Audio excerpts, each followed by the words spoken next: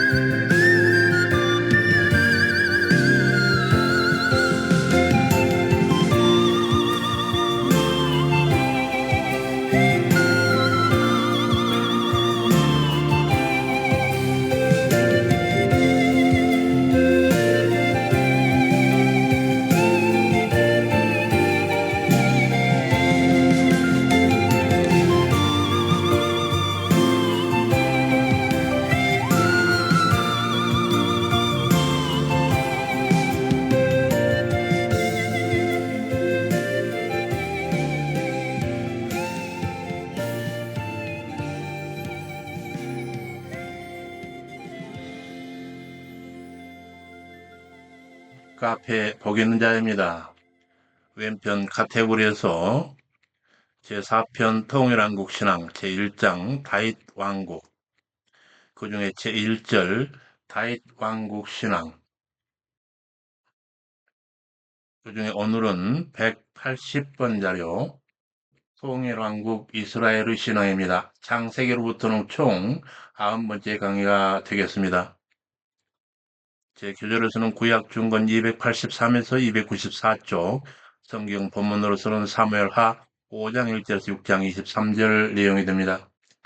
지난 시간에는 유다 다윗가와 북이스라엘 사울과 사이에 오랜 기간 전쟁을 치르던 중에 다윗과는 융성에 가고 사울과는 쇠퇴에 가던 가운데 결국 아무런 실권이 없는 북이스라엘의 이스봇 왕과 그의 군장 아브넬 간에 내분이 생겨 그 아브넬이 남유다 왕 다윗과 사이에 헤브론에서 통일 이스라엘에 대한 암약이 있었습니다.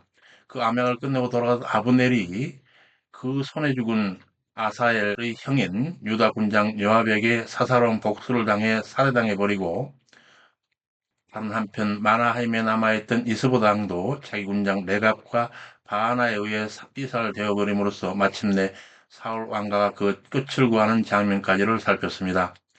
오늘부터는 비로소 여호와의 뜻에 합한 제사장 나라로서 명실상부한 통일왕국 이스라엘이 다윗에 의해 세워져 가는 장면을 살피게 될 것입니다. 본문으로 돌아가서 이 다윗의 통일왕국 이스라엘, 통일왕 다윗의 치리 전반에 관한 교훈입니다. 통일왕, 통일 이스라엘의 다윗왕 등극과 그 통치관에 관한 기사입니다. 사무엘하 5장 1절에서 5절. 이스라엘 모든 지파가 헤브론에 이르러 다윗에게 나와 벗어서 우리는 왕의 권력이니이다. 전일 곧 사울이 우리의 왕이 되었을 때도 이스라엘을 거느려 출애굽하게 한 자는 왕이시였고 여호와께서도 왕께 네가 내 백성 이스라엘의 목자가 되며 이스라엘의 주권자가 되리라 하셨나이다 하니라. 먼저 북이스라엘의 군장 아브넬이 죽고 그 남은 이스라엘 왕 이스봇 왕까지 죽게 되자 마침내 이스라엘 전 지파가 다윗에게 나와 먼저 그들 모두가 다윗 왕과 권력지간임을 전제하면서 사울이 왕이 있을 적에도 다윗이 이스라엘을 치리함이 여호와의 뜻이었다고 고백하는 그들의 심리에 대하여 옥스포드에 해설하고 있습니다. 각주 84에서 85번. 여기서 그들의 말에 오늘 왕의 권력이니라 할 때 왕의 권력은 서로 혈육으로 맺어진 사임을 나타내는 관용으로서 자신들이 다윗과 혈육지간이라는 사실을 드러내고 있습니다. 이스라엘 왕이 될 수 있는 선결 조건은 같은 민족으로서의 형제됨이기 때문에 이러한 고백이 필요하였습니다. 특히 다윗은 한동안 사울을 피하여 블레셋에 거했기 때문에 백성들로부터 그 형제됨을 의심받을 수도 있었으므로 이러한 선은 더욱 중요한 의미를 지닙니다. 혹 이스라엘 지파의 대표들은 그동안 사울 왕가의 몰락과 다윗의 선정을 목도하면서 다윗에 대한 오해를 풀고 다윗을 왕으로 세우려는 목적을 가지고 이 말을 하였던 것입니다. 다음 각주로 가서 게스와의 이스라엘 지파 대표들은 다윗이 대적들과의 전쟁에서 이스라엘을 승리로 이끌어온 실질적 구원자였음을 고백하고 있습니다. 사울은 다윗이 역사의 무대에 등장한 이래 백성들을 위하여 전쟁을 수행하는 왕으로서 본연의 임무를 망각하고 질투의 화신이 되어서 다윗의 생명을 해하려는 데 급급하였습니다. 이스라엘 지파의 대표들이 범과 같은 말을 다윗에게 전하고 있는 것은 단순히 아브넬과 이스봇이 죽었기 때문에 다윗을 통일 이스라엘의 왕으로 세우려 한 것이 아니라 이미 사울 생전에도 다윗을 인정하고 있었음을 드러내고 있는 말씀입니다.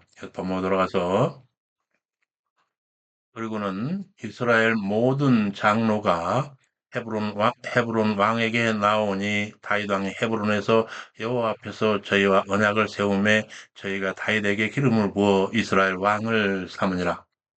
위리안 옥스포드 해설을 보겠습니다. 각주 86번. 다윗이 사무엘에 의해 이스라엘 왕으로 기름 부음을 받았던 때와 유다의 왕으로 세워졌을 때에 이어 세 번째로 기름 부음을 받는 장면입니다. 이로써 다윗이 드디어 통일 이스라엘 공식적인 왕으로 등극하게 되었습니다. 그리고 그 기간은 사무엘로부터 처음 기름을 받은 때로부터 약 15년여가 소요되었습니다. 그런데도 다윗은 그동안 스스로 왕이 되고자 시도하지 않았습니다. 이는 그가 왕으로서의 소명을 확신하지 못했기 때문이 아닙니다. 그는 하나님의 때를 기다리며 인내한 것입니다. 본문 1절에 3절의 평행 본문인 역대상 11장 1에 3절은 이 사건에 여호와께서 사무엘에게 전하신 말씀이 이루어진 것이란 해석을 덧붙이고 있습니다. 이는 다윗의 등극이 다윗 자신의 정치적 자질 향상이나 대세의 흐름을 따라 이루어진 것이 아니라 처음부터 하나님에 의해서 계획되고 실행된 결과였음을 드러내고 있습니다. 이런 다윗의 자세는 하나님의 약속을 기다리며 신앙생활하는 성도들에게 훌륭한 본이 되고 있습니다. 곧 성도들은 자기의 뜻이 아닌 하나님의 뜻에 순종하며 하나님의 약속과 섭리를 대망해야 하는 것입니다. 그럴 때 하나님은 당신의 때가 이르렀을 때 당신의 나라에서 우리를 높여 영원히 왕노릇하게 하실 것입니다. 다윗이 30세에 왕이 올라 40년, 곧 헤브론에서 7년 6개월간 유다를 다스렸고 예루살렘에서 33년을 온 이스라엘과 유다를 다스리니라.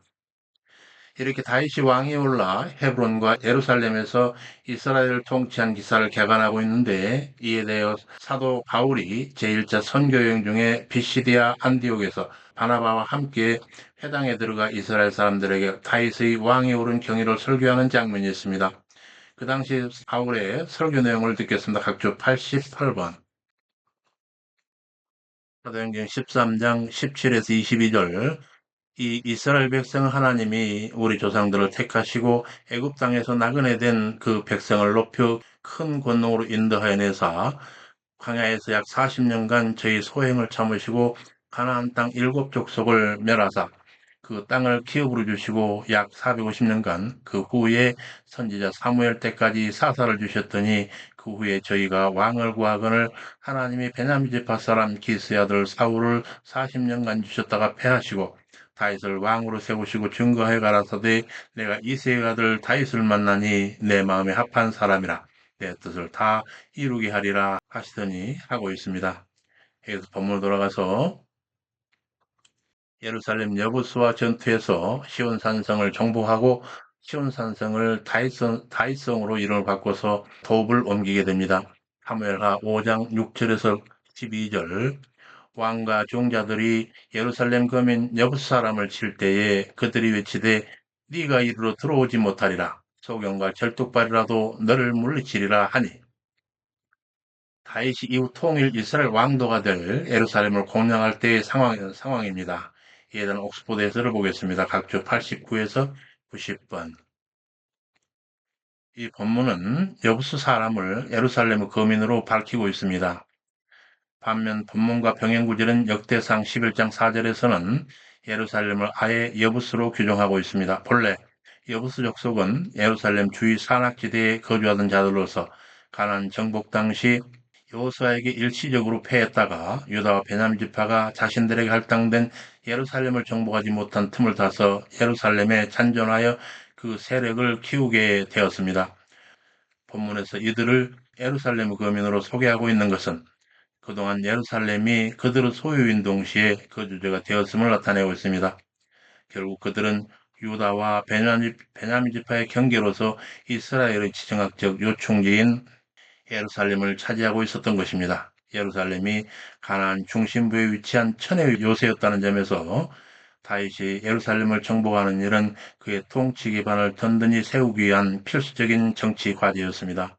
다음과 들어와서 예루살렘 금 여부 사람을 질 때 그들이 외치되 네가 이리로 들어오지 못하리라 소경과 절뚝발이라도 너를 물리칠 것이다.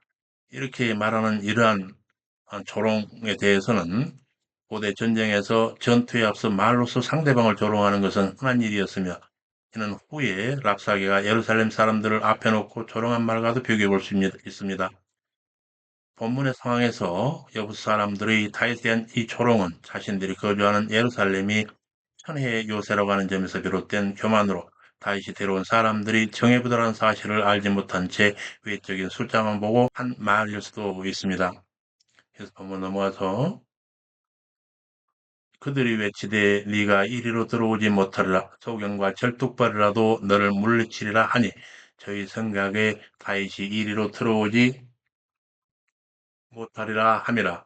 다윗이 시온 산성을 빼앗았더니 다윗성이라. 다윗이 빼앗은 산성에 대한 옥스포드 해설을 보고 가겠습니다. 각주 91번. 다윗이 빼앗은 예루살렘을 시온 산성으로 언급하고 있습니다. 산성이라고 하는 히브리어 메추다의 연계형으로서 고지 또는 정상의 뜻을 갖는 히브리어 메차드와 관련이 있으며 높은 곳에 위치한 요새나 성체, 군사적 요충지인 요해초로 이해할 수 있습니다. 또한 시온은 예루살렘 남쪽 언덕을 지칭하는 고유명사로 추정되는데 다윗은 이 언덕을 지키고 있는 요새를 취하여 다윗성이라고 이름을 지었습니다. 그러나 시온은 광의적으로 예루살렘 전체를 뜻하므로 본문에서 다윗이 시온을 빼앗은 것은 예루살렘 전체를 회복한 것을 의미합니다. 다윗이 이러한 예루살렘을 취한 것은 큰 의미를 지닙니다. 사실 예루살렘이 하나님께서 이스라엘에게 주신 약속의 땅, 중앙에 자리 잡고 있었음에도 이제껏 미정복 상태로 남아있었던 것은 이스라엘에게 수치였습니다. 따라서 통일왕국의 왕이 된 다윗은 예루살렘을 정복함으로써 가나안 땅을 차지하라고 하는 하나님의 명령에 순종함은 물론 하나님께서 이스라엘과 함께 하신다라고 하는 사실을 입증하고자 한 것입니다. 또한 이곳은 천혜의 요새였을 뿐만 아니라 기온 샘과 같은 수원지가 있어서 물이 풍부하여 외적의 방비에도 좋았고 약속의 땅 가나안의 중앙에 위치하여 국가적 종교 행사를 거행하는 데도 적합하였습니다.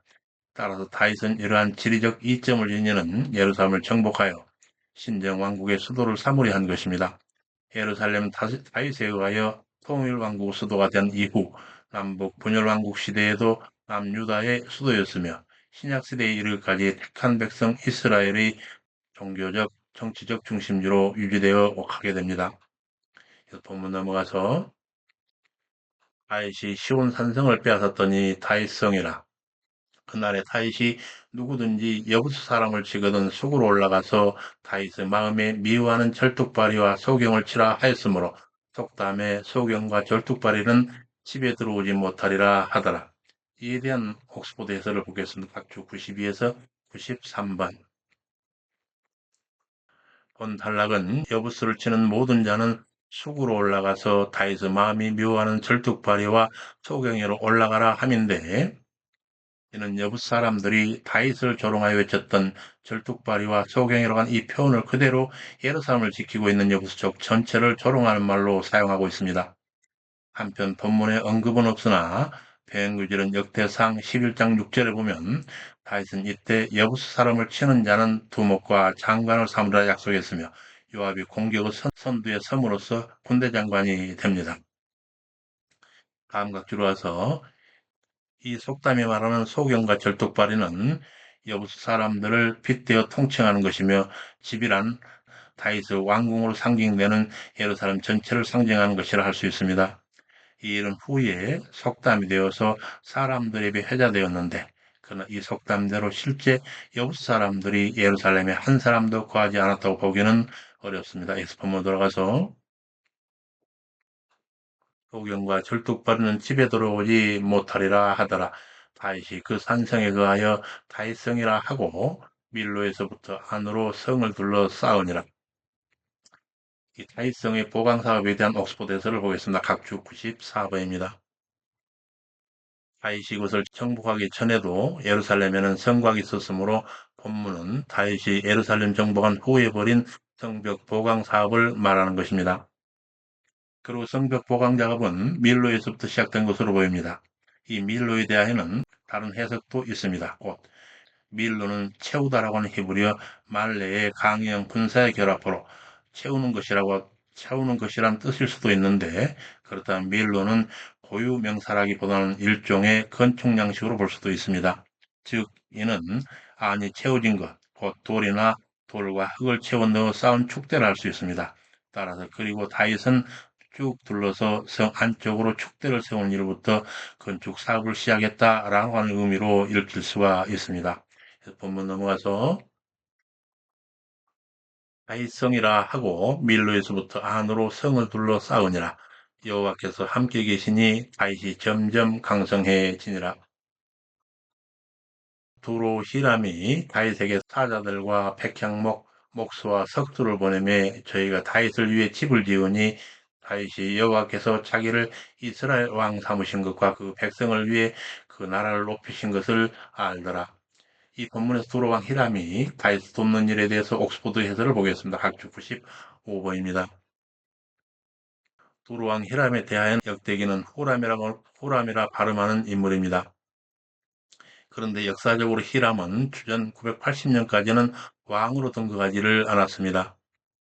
곧 그는 다윗이 이스라엘 왕으로 기름 부음을 받고 예루살렘을 정복한 후 수십 년 이후에 왕이 된 것입니다.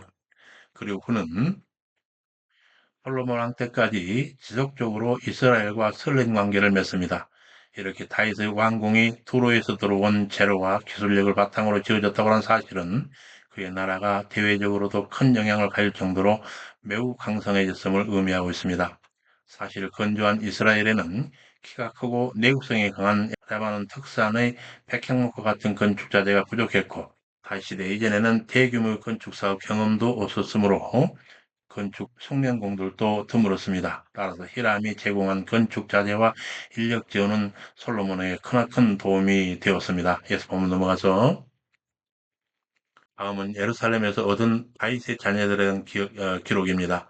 사무엘하 5장 13에서 16절.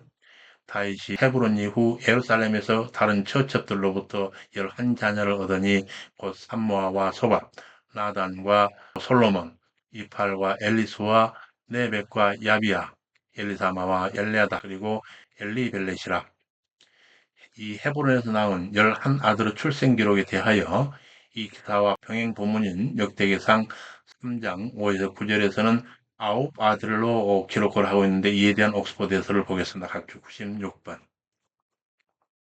역대한 3장 5절 9절 내용에 바세바 소생 외에 입할 엘리사마 엘리벨렛 노가 네벡 야비야 엘리사마 엘레아다 엘리벨렛 등 아홉 아들을 기록하고 있는데 엘리수아가 빠진 대신 노가가 추가되었고 엘리사마 엘리벨렛은 중복되어 있습니다.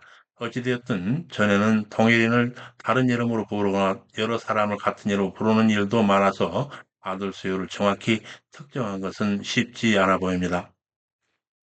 본문 넘어가서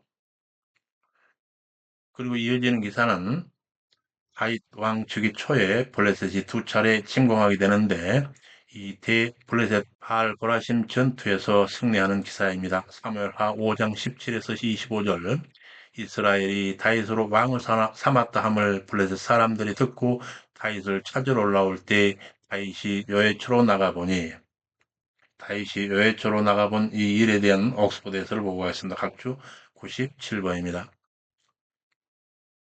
본문단에 기록된 블레셋의 이스라엘 침공 사건은 다윗이 예루살렘을 정복하기 이전에 발생한 사건입니다.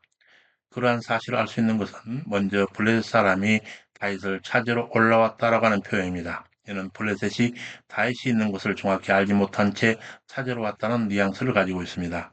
그리고 이는 다윗이 예루살렘을 정복하지 못하였다라고 하는 강력한 증거가 됩니다. 왜냐하면 다윗이 당시 예루살렘을 정복하여 예루살렘 요새에 있었다면 블레셋 사람들이 다윗을 이리저리 찾아다닐 필요가 없었기 때문입니다. 다음으로는 다윗이 블레셋의 침공 소식을 듣고 여해초로 나갔다는 표현에서로 알 수 있습니다.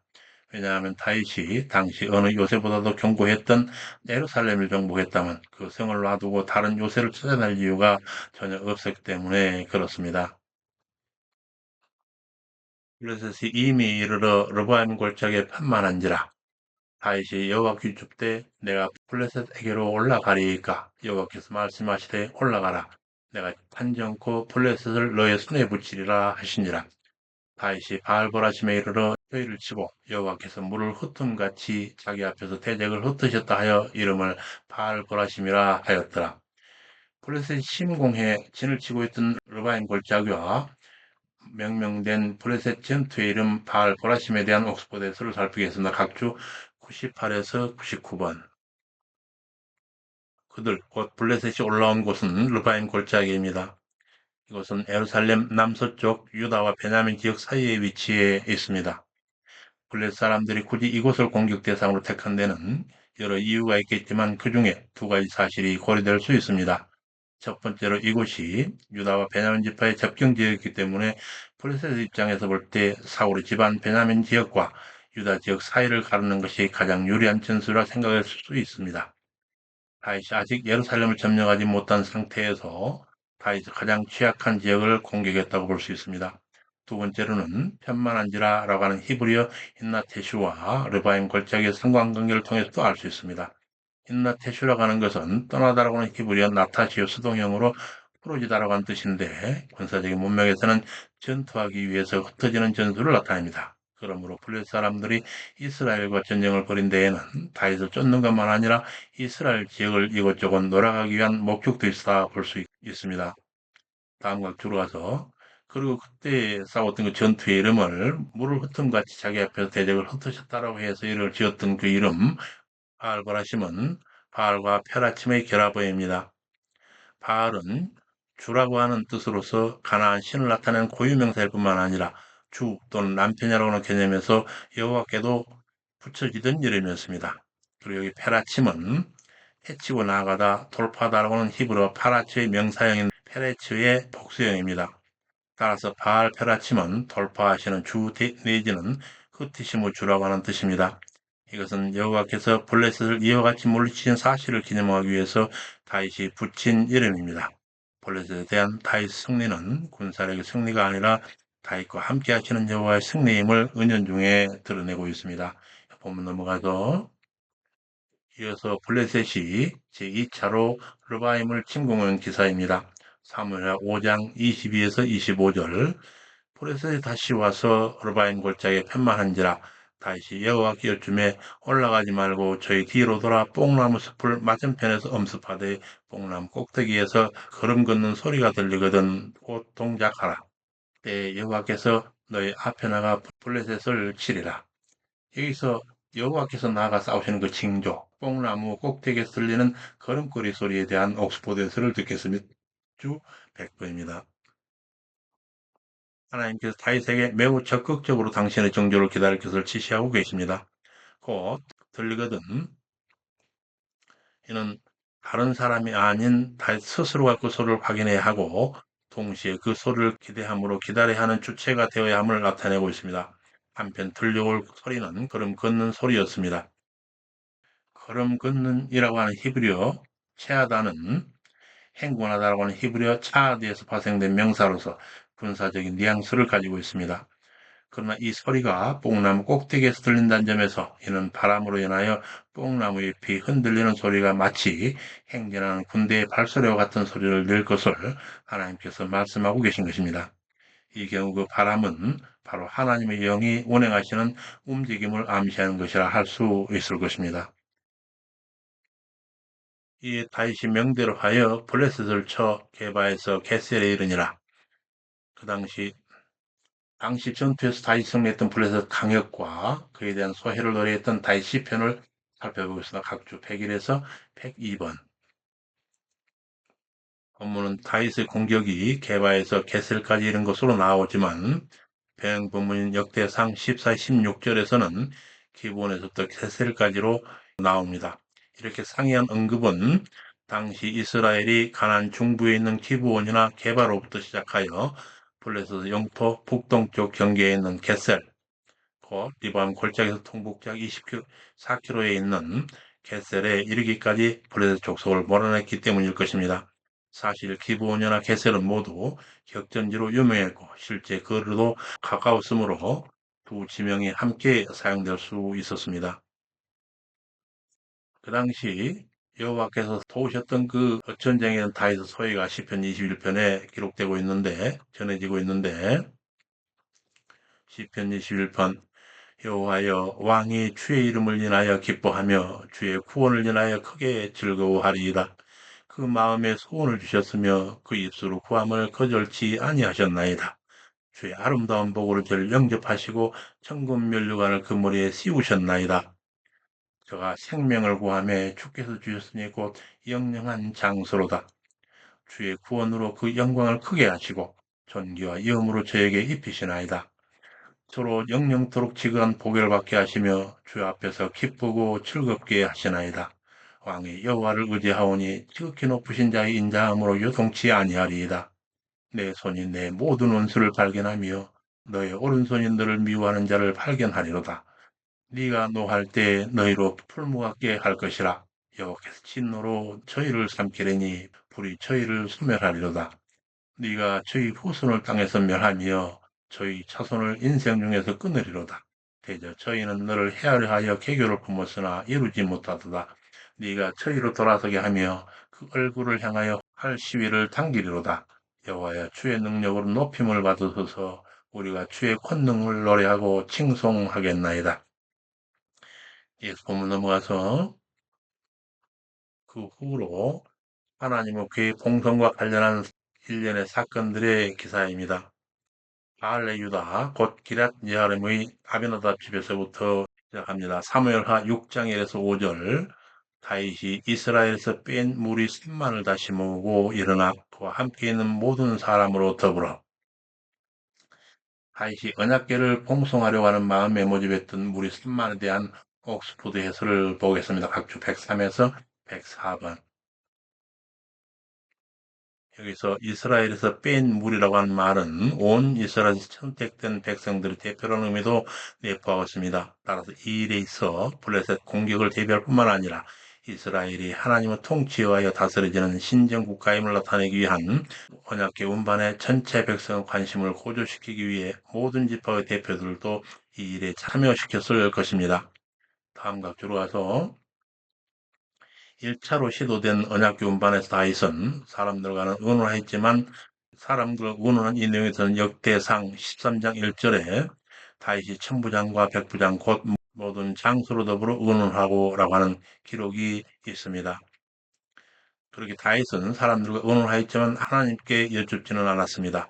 아마도 다윗은 언약궤를 이스라엘 통치의 중심지인 다윗성에 안치함으로써 이스라엘의 하나님 통치하시는 신정왕국임을 드러내는 것이 틀림없이 하나님의 뜻에 합당하다 생각했을 것입니다.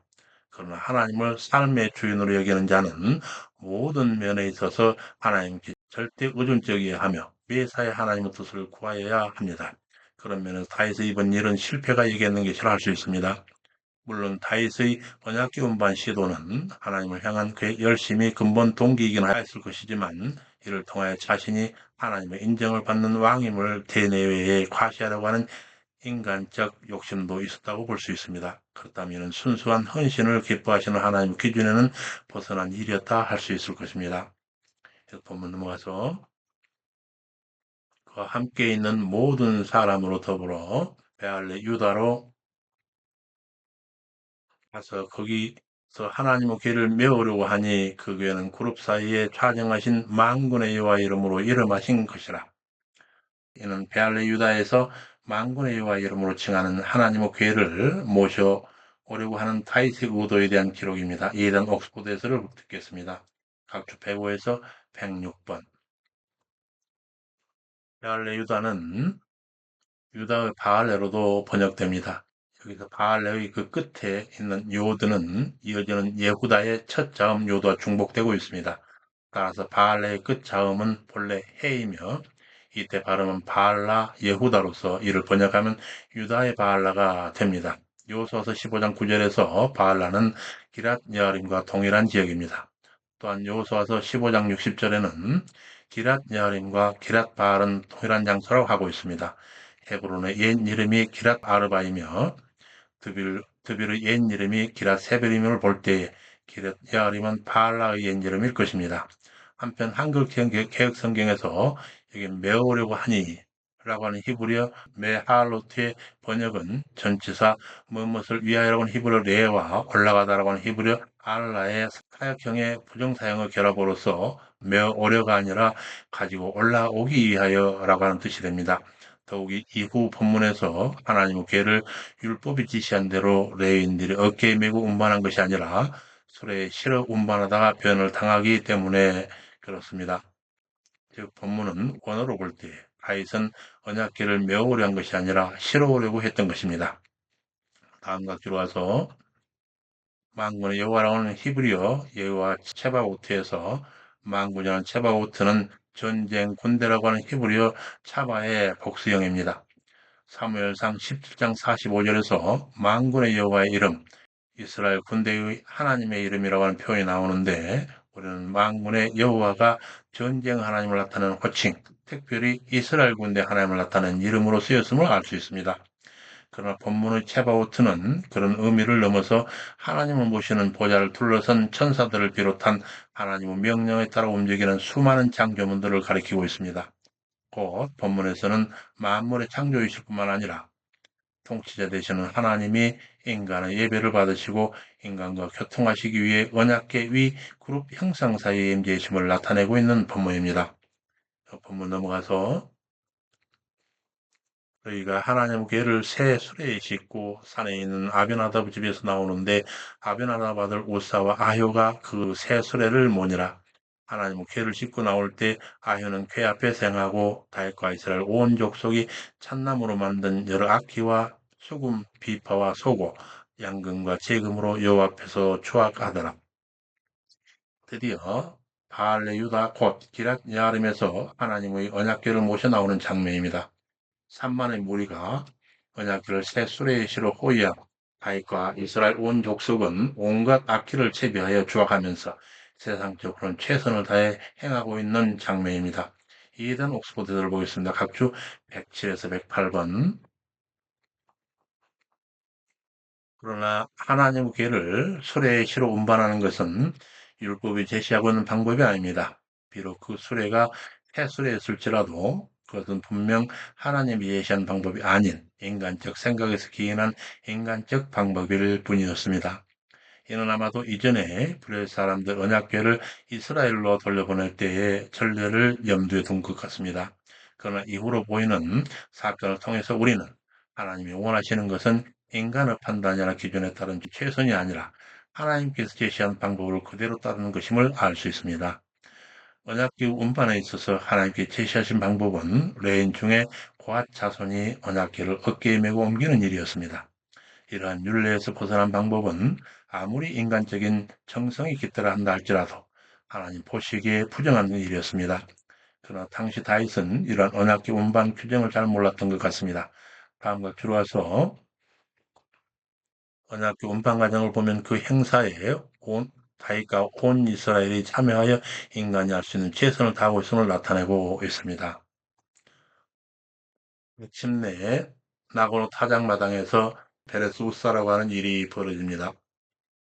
사무엘하 6장 6절에서 8절 저희가 나고노 타작마당에 이르러서는 소들이 띠므로 우사가 손을 들어 하나님의 궤를 붙들었더니 저를 그곳에서 치시니 저가 거기 하나님의 궤 곁에서 죽으니라.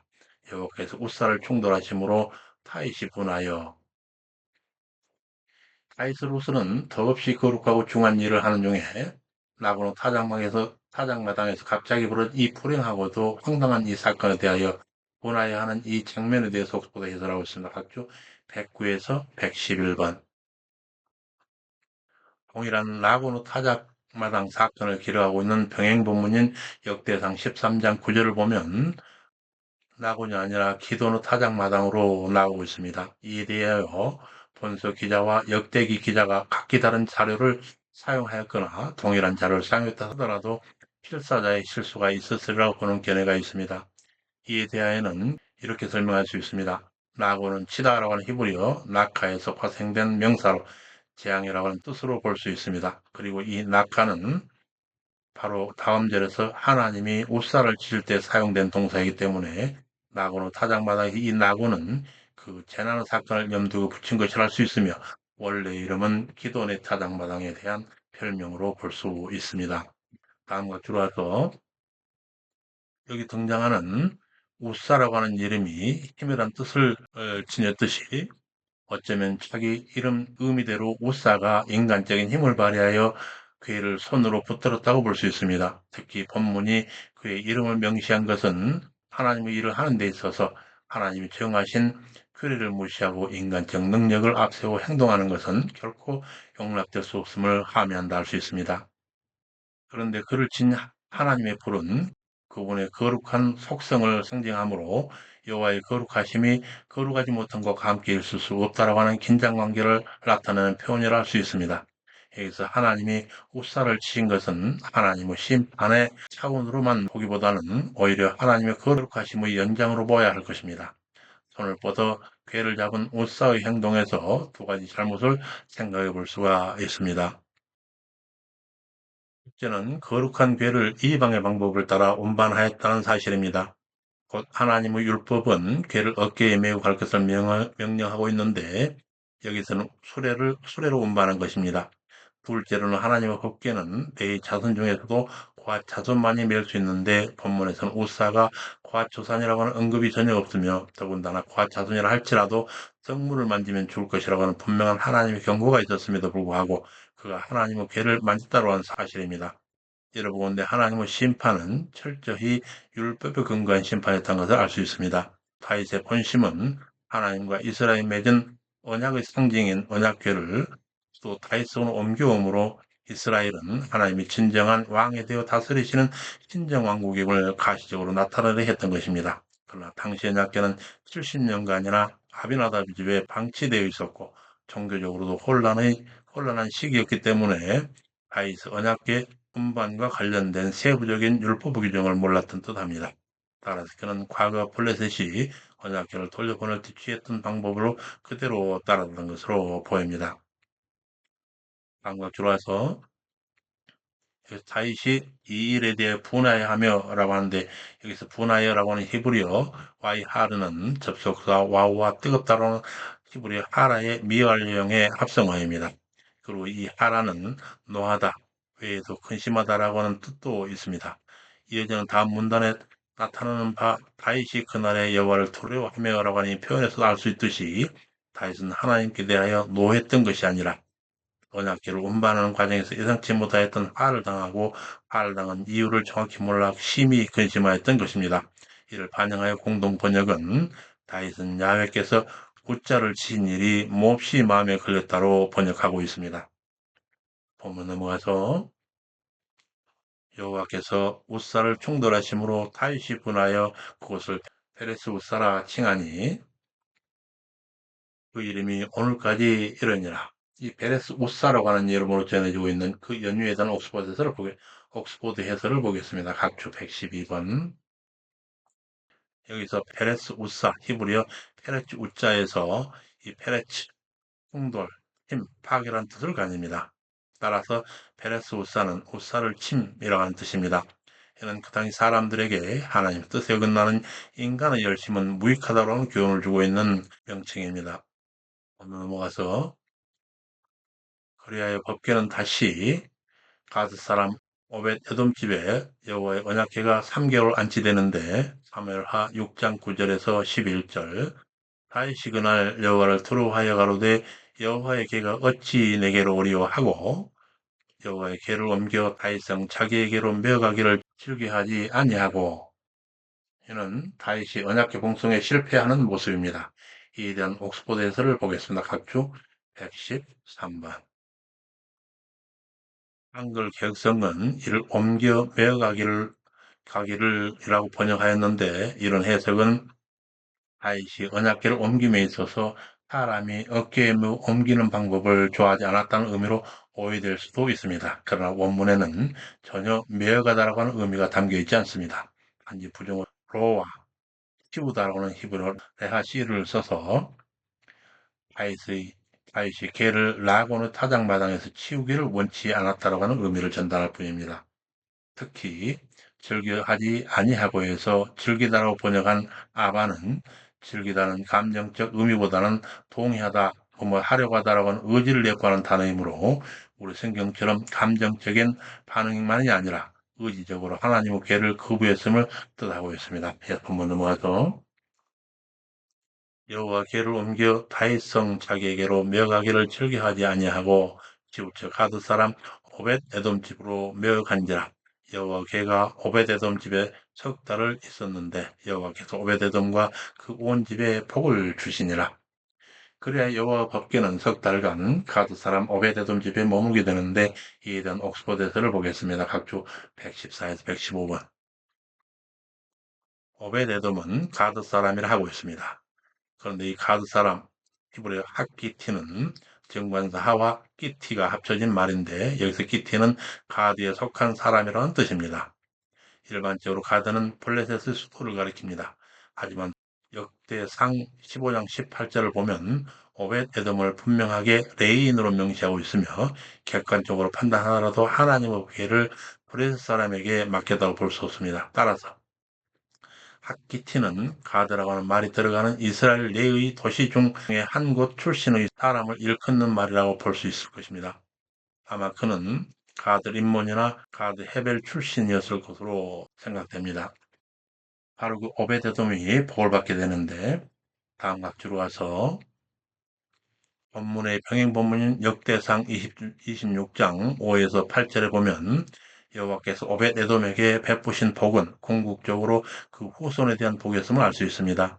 이러바 오벳 에돔이 언약궤를 보관했던 3개월 동안에 그의 집에 물질의 복만 아니라 잉태의 복이 있었던 것으로 보입니다. 그리고 우사가 하나님의 궤로 인해 죽음을 당한 것과 달리 하나님의 궤가 머물리는 오벳 에돔의 집에 잉태의 복이 임하는 것을 보고 다윗은 하나님의 궤가 무조건 죽음을 불러오는 두려운 것이 아니라 생명을 주는 복이 되고 있음을 깨닫게 되었을 것입니다.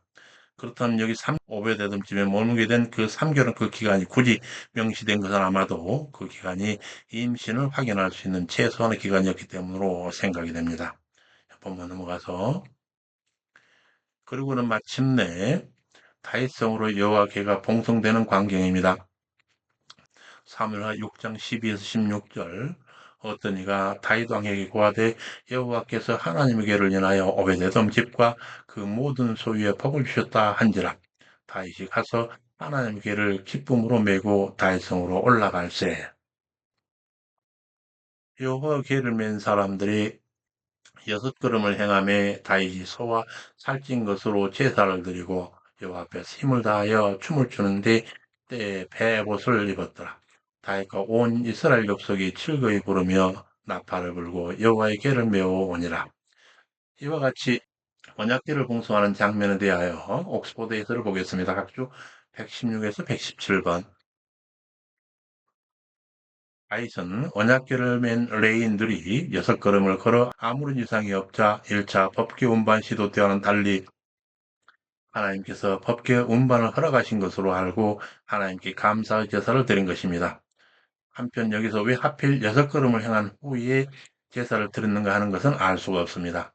아마도 다윗은 걸음수와 관계없이 법궤를 맨 제사장들이 몇 걸음을 행하여도 별 이상이 없는 것을 확인하고 제사를 드렸을 것입니다. 이에 대한 병행구절은 역대상 15장 26절은 그 걸음수가 전혀 언급되지 않고 있습니다. 다음과 들어와서 당시 다윗이 입었던 옷은 베에봇이었습니다. 에봇은 제사장들이 입는 겉옷을 나타낼 때 흔히 쓰이던 단어입니다. 다윗은 제사장이 아니었으므로 이때 다윗이 입은 옷은 제사장의 옷이 아니라 하나님 앞에서 자신의 보잘것없음을 표현하기 위하여 왕복을 벗고 입은 예복이었을 것입니다.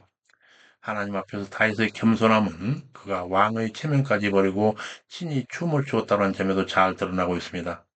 그런데 여호와 앞에서 힘을 다하여 춤을 추는데라고 하여 어떤 면에서는 예상치 못한 다윗의 돌발적 행동, 곧 힘차게 빙글빙글 도는 다윗의 모습을 연상시키는데 이는 아마도 다윗은 자신이 여호와 임재 가운데 있으며 하나님의 목전에 서 있다고 느끼고 온 힘을 다하여 기쁨의 춤을 추었을 것입니다.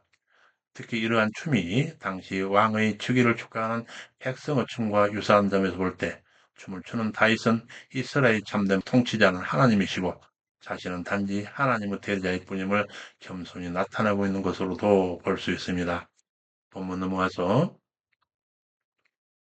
그런데 문제가 생깁니다.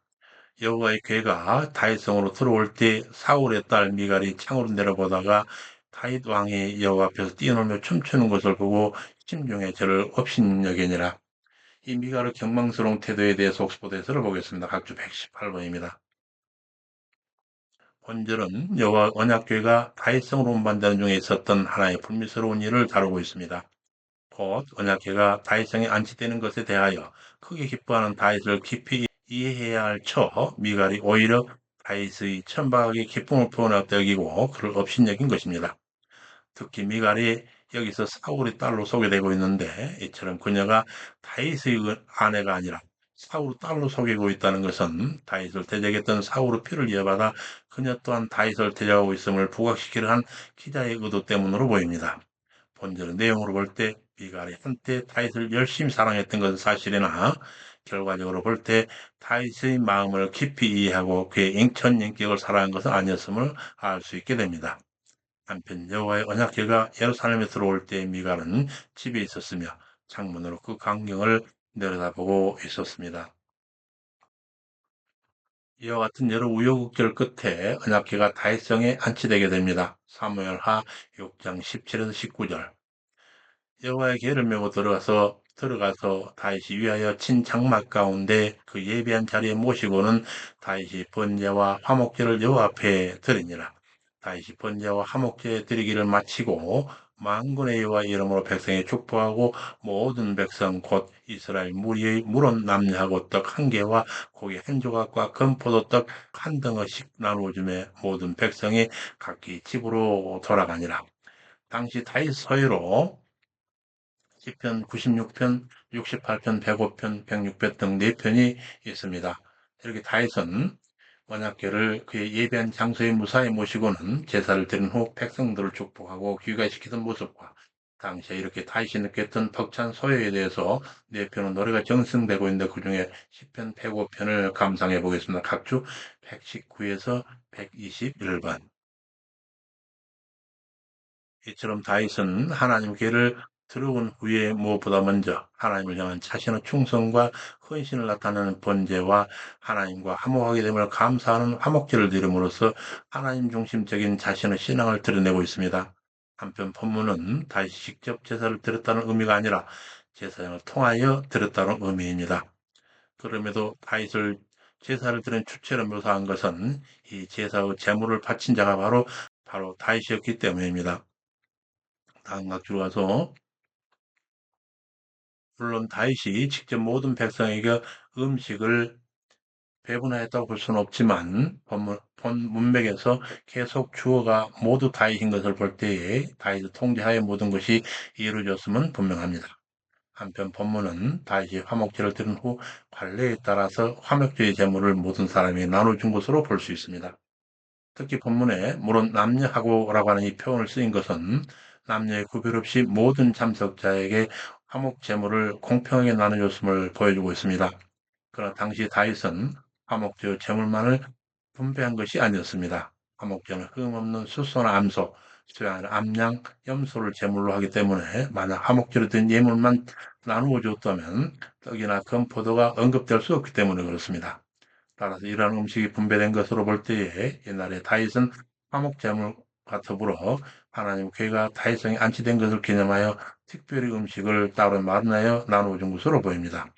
즉 다윗은 화목제물을 나누어 줌으로써 자신뿐만 아니라 이스라엘 모든 백성들도 하나님과 화목하게 되었음을 드러내었으며 그 밖에 다른 음식도 특별히 준비해 나눠줌으로써 언약궤가 예루살렘에 안치되는 이 행사의 축제적 분위기를 고조시킨 것으로 보입니다. 그렇게 거국적으로 거행된 언약궤 운반 행사에 참가했던 모든 자들은 언약궤가 다윗이 마련한 장막에 안치되고 번제와 화목제까지 마치게 되자 각기 자기 집으로 돌아가 다시 성회에 종사하게 됩니다. 당시 느꼈던 다윗 소회를 보겠습니다. 삼각주로 와서 편 101편 1에서 45절 여호와께 감사하며 그 이름을 불러 아뢰며 그 행사를 만민중에 알게 할지어다. 그에게 노래하며 그를 찬양하며 그의 모든 기사를 말할지어다. 그 성호를 자랑하라. 무릇 여호와를 구하는 자는 마음이 즐거울지로다. 여호와와 그 능력을 구할지어다. 그 얼굴을 항상 구할지어다. 그중 아브라함의 후손 곧 택하신 야곱의 자손 너희는 그의 행하신 기사와 그 이적과 그 이부 판단을 기억할지어다. 그는 여호와 우리 하나님이시라. 그의 판단이 온 땅에 있도다. 그는 그 언약 곧 현대에 명하신 말씀을 영원히 기억하셨으니 이것은 아브라함에 가신 언약이며 이삭에게 하신 맹세며 야곱에게 세우신 율례 곧 이스라엘에게 하신 영영한 언약이라. 이르시기를 내가 가나안 땅을 너에게 주어 너희 기업이 지경이 되게 하리라 하셨도다. 아멘.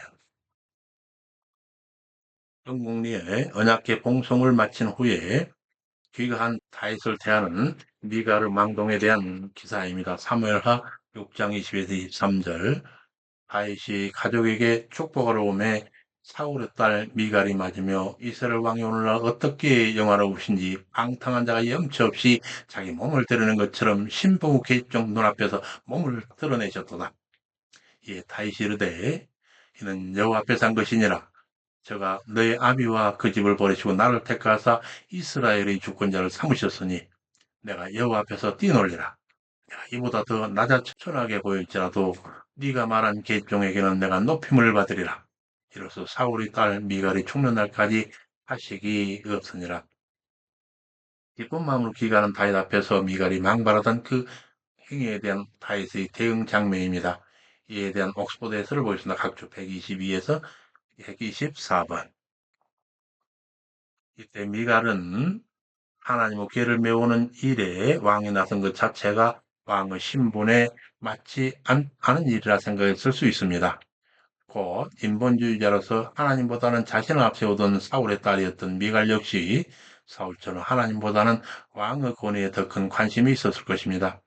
또한 과거 미갈은 다윗을 구해줄 때 다윗을 창에 매달아 내린 후 우상을 취하여 침상에 누이고 다윗의 모습같이 꾸며놓은 적이 있었습니다. 이러 볼 때 미갈은 여호와 이외에도 우상도 함께 섬겼다고 볼 수 있습니다. 그렇다면 그녀에게는 여호와의 궤를 모셔오는 일이 그렇게 중대하게 생각되지 않을 수 있었으며 오히려 소아 사람들에게 쉽게 생각해야 할 일 정도로 여겼을 수도 있을 것입니다. 그런 행위에서 다윗의 책망 중에 이스라엘 주권자를 언급하고 있는데 다음 각주로 가면 이 주권자라고 하는 히브리어 나기드는 명백하게 선언하다라고 하는 히브리어 나가드에서 파생한 명사로서 모든 사람 앞에 부각되는 지도자라는 뜻을 가집니다. 하나님께서는 사울에 대해서도 이 단어를 사용했습니다. 하나님께서 사울에 대하여 왕이라고 한 멜레크가 아니라 지도자를 사용하신 것은 신정왕국 이스라엘에 있어서 참다운 왕은 하나님이시며 인간왕은 단지 하나님을 대신하여 이스라엘을 인도하는 자일 뿐임을 보여주기 위해서였습니다. 그러나 사울은 이러한 사실을 무시하고 하나님의 뜻보다는 자신의 뜻을 앞세우는 인본주의적인 왕으로 군림하였습니다. 이것이 바로 사울 폐위의 근본적인 이유였습니다. 그러나 본절에서 다윗은 스스로에 대하여 왕이란 칭호가 아니라 지도자라는 칭호를 사용함으로써 자신의 통치권이 하나님으로부터 이음받은 것임을 나타내고 있습니다. 다음과 주로 가서 그러한 다윗의 신앙 행위를 비웃고 비난하는 미갈이 결국 다윗으로부터 오히려 더 심한 힐난을 듣고 그 남편의 사랑마저 잃게 되는 모습을 보게 됩니다. 사실 인간적 측면에서 볼 때 미갈은 충분히 그럴 수도 있었습니다. 그렇지만 신앙원으로 볼 때 미갈은 너무나 어리석은 행동을 한 것입니다. 하나님 섬기는 형태나 방법은 여러 모양으로 나타날 수 있습니다. 때로는 장엄하고 웅장하며 경건한 모양으로 섬겨야 할 때가 있습니다. 반면에 인간적인 위신이나 체면마저도 던져버린 모습으로 섬겨야 할 때도 있습니다. 다윗은 그러한 사실을 잘 알기에 자기를 가장 낮추고 하나님만을 높이기 위하여 체면이나 위신을 생각하지 않고 하나님 앞에서 춤을 춰 영광을 돌려드렸던 것입니다. 그런데 미갈은 자기 생각만으로 좀 신앙 행위를 보인 그 남편 다윗을 비난하다가 결과적으로 모든 것을 잃게 되고 맙니다. 그러므로 우리는 자기 생각만으로 또 외적으로 드러나는 행동만을 가지고 타인의 신앙을 함부로 판단하는 어리석음을 범하지 말고 사람의 중심과 내면을 보고 판단하는 안목을 지녀야 할 것입니다. 여기까지 우리는 여호와의 뜻에 합당한 제사장 나라로서 명실상부한 통일왕국 이스라엘이 다윗에 의해 세워져가는 장면 가운데 예루살렘 여부수와 전투에서 시온성을 취하여 다윗성으로 개명하며 도읍을 한 후에 블레셋 족속의 두 차례 침공을 받지만 오히려 강역을 넓히고 하나님 법궤를 다윗성으로 봉송하여 모시는 장면까지를 살펴보았습니다. 다음 시간에는 여호와의 성전을 건립하고자 하는 다윗의 거룩한 소망에 대하여 소위 다윗의 언약이라 불리는 여호와의 응답을 받게 되고 이스라엘 동서남북 걸린 족속들에 대한 정복 전투와 그 전투 후 다윗 왕의 민심을 수습해가는 그 활동 등에 대해 살펴보게 될 것입니다. 수고 많으셨습니다. 우리 하나님의 자비로우신 사랑이 우리 주 예수 그리스도의 제자된 여러분과 가정의 구성원 각인각의 영성 위에 항상 충만하시기를 간절히 축원합니다. 감사합니다. 샬롬.